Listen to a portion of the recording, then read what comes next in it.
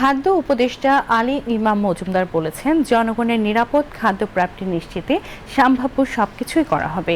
তিনি আজ সচিবালয়ে মন্ত্রিপরিষদ সভাকক্ষে জাতীয় নিরাপদ খাদ্য ব্যবস্থাপনা উপদেষ্টা পরিষদের নবম সভায় একথা বলেন।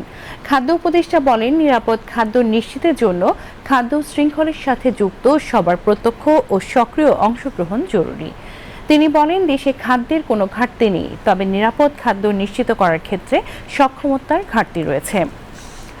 খাদ্য উপদেষ্টা বলেন, শুধু আইন বিধি প্রয়োগ করে জনগণের জন্য নিরাপদ খাদ্য নিশ্চিত করা যাবে না। এজন্য ব্যক্তি পর্যায় থেকে শুরু করে সংশ্লিষ্ট সকলকে এগিয়ে আসতে হবে, সবাইকে সচেতন হতে হবে।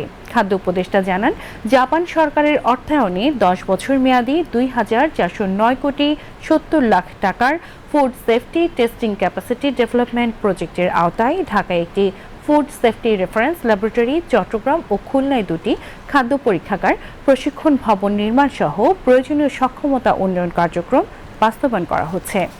অনুষ্ঠানে মন্ত্রিপরিষদ সচিব ডক্টর শেখ আব্দুর রশিদ জনগণের নিরাপদ খাদ্য প্রাপ্তি নিশ্চিতের উপর গুরুত্বারোপ করেন এবং এ লক্ষ্যে সংশ্লিষ্ট সকল কর্তৃপক্ষকে সমন্বয়ের মাধ্যমে কার্যক্রম পরিচালনার জন্য আহ্বান জানান।